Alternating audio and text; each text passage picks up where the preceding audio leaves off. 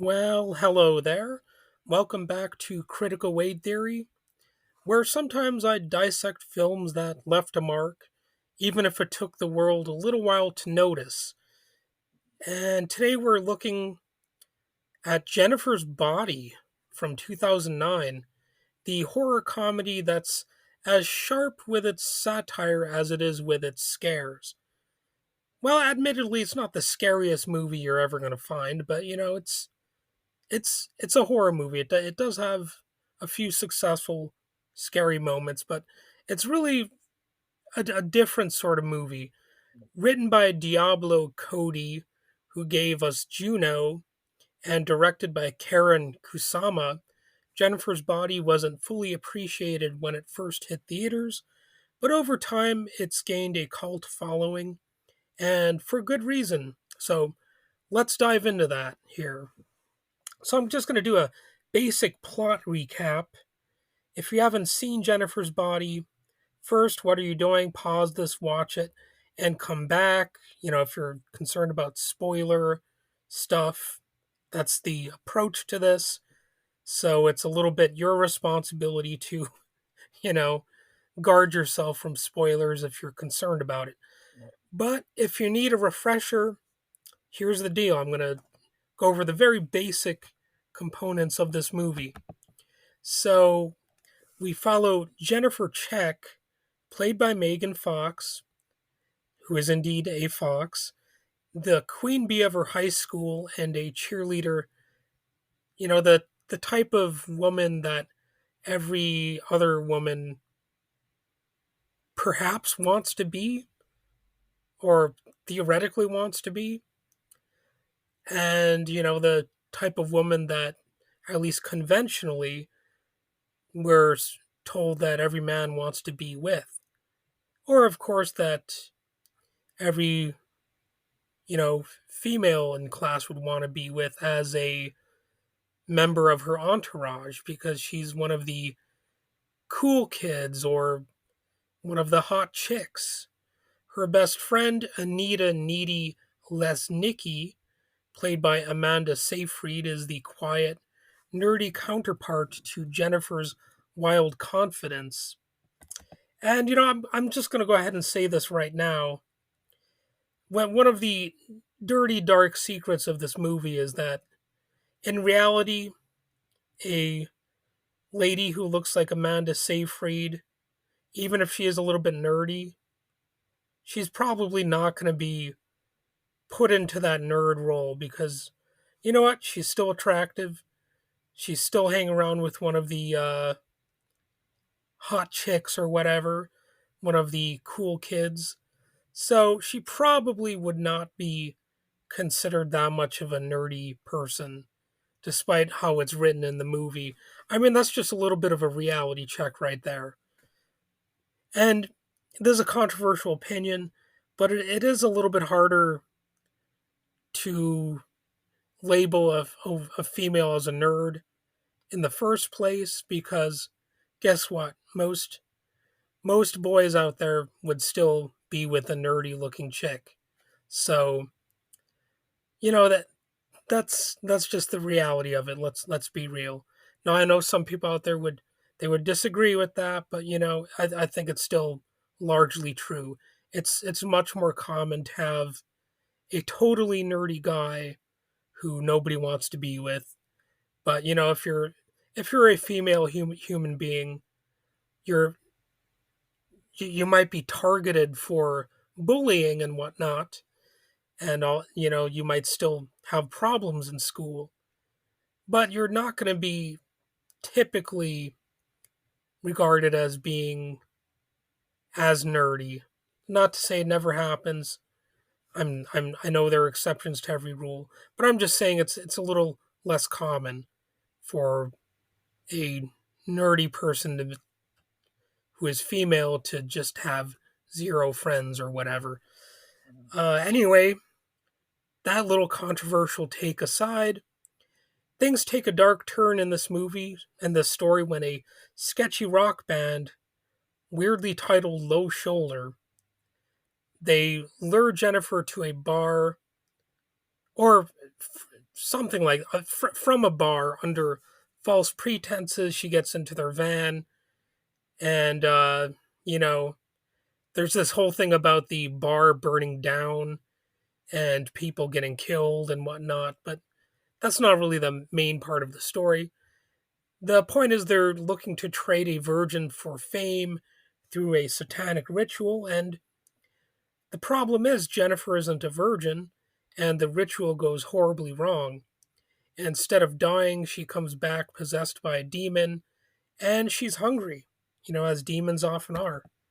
If you were a demon, you would want to devour people as well, at least from what I understand. I guess Little Nicky is a bit of a different story. If you've ever watched the Adam Sandler movie, he doesn't go around, you know, eating people or getting their souls or whatever exactly. But in this mythology, that's what demons do. And Jennifer starts feeding on her male classmates, and as her pal Needy pieces together what's happening, she realizes she's the only one who can stop her. But ending things with your best friend, that's never easy, especially when she's a demon. And demons are cool. I'm just gonna say it. Um, Beyond the blood and the gore, beneath the blood and body horror, Jennifer's body explores some pretty heavy themes actually. And that includes female friendship and toxicity. The heart of the film is Jennifer and Needy's relationship. It's complicated, messy, and layered with power imbalances. Yes, it does have some sort of social political messaging that you can detect if you're looking for that sort of thing. Jennifer's dominance over Needy isn't just about popularity, although that's part of it, but it's also about control, manipulation, and the blurred line between love, friendship, and toxicity. It's not far off from more supposedly complex drama films or stories. And, there are definitely some complicated female dynamics here as well.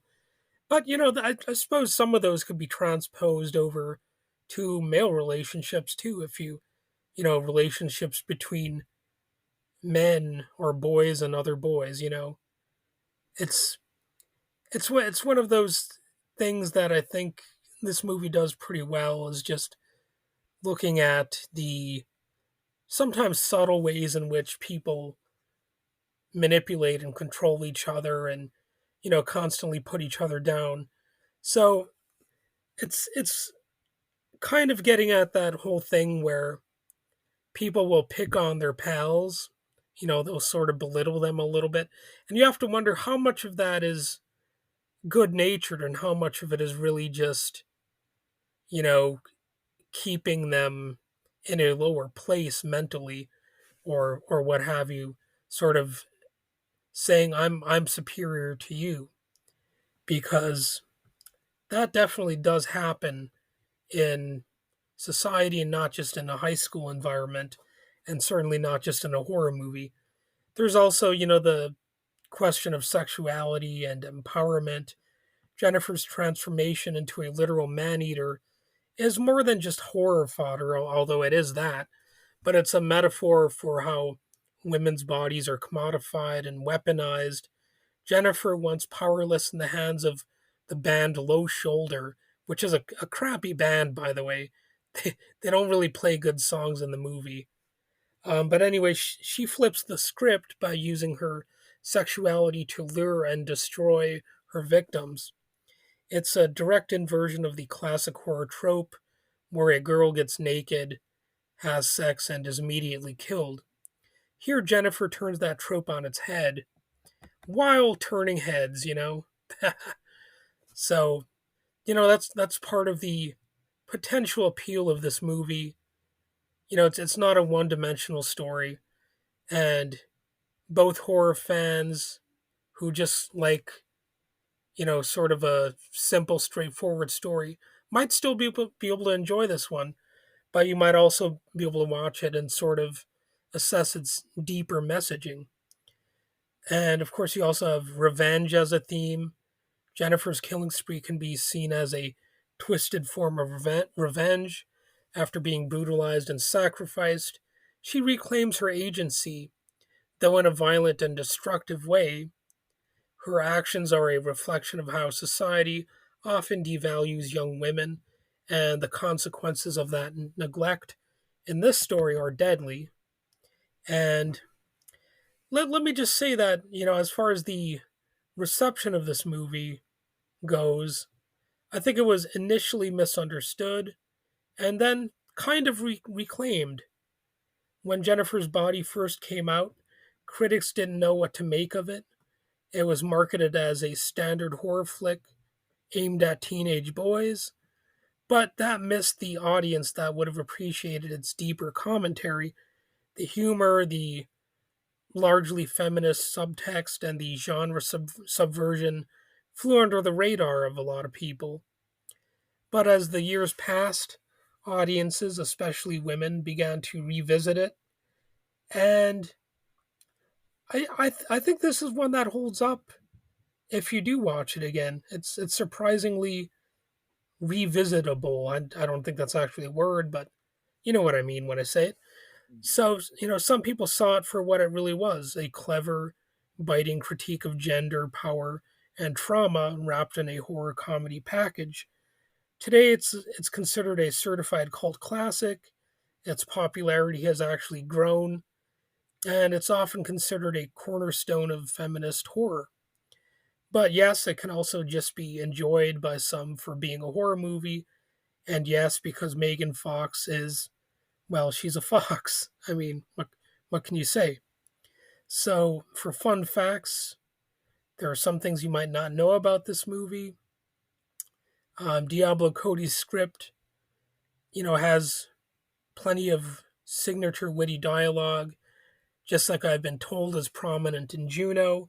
I still haven't watched that movie, but there might be some thematic tie-ins between the two movies. So that's a bit of a fun fact about it. Just that it was written by the same person who created Juno. So you might want to look at the connections between the two movies. There probably are some in terms of thematics. Maybe even for all I know, some dialogue is shared in common between the two movies. I'm not sure. But Jason Reitman, who directed Juno, produced this film, and Megan Fox's performance, which was initially dismissed, has been reevaluated as one of her best. It's relatively layered, nuanced, and for some, possibly even an unforgettable character. I think the character of Jennifer has become, a little bit more famous over the years as people have reevaluated this movie. And in terms of fun facts, there's actually a song by the band Hole called Jennifer's Body. And if I remember correctly, this movie begins with a quote from the band Hole. And so it is obviously a likelihood that the makers of the movie were well aware of that song called Jennifer's Body by Hole. Now, I don't know to what extent Courtney Love or the band influenced the movie other than that, but there may be a few connections if you actually try to find them. Part of the reason for the film's initial failure was its marketing, as I said. It was positioned as a sexy horror flick for teenage boys, which for some people couldn't have been more off the mark. Granted, the movie does feature sexy ladies and sexy moments, but it's still not exactly that type of movie. It's if anything more of a scary movie than a sexy movie. It does have a little bit of that, like I said, but it's not really the thing that is emphasized here. So, why does Jennifer's Body still resonate with people? Because it gives us horror through a different sort of lens where female rage, power, and vulnerability take center stage. It's also about friendship, betrayal, and the monsters we become, both literal and metaphorical. So, if you haven't revisited Jennifer's Body in a while, maybe now's the time to do it, and you might find that it's worth it. So, thanks for tuning in to this episode of Critical Weight Theory. Go ahead and hit the subscribe button if there is one available, and I'll catch you next time for another deep dive into films that deserve a second look.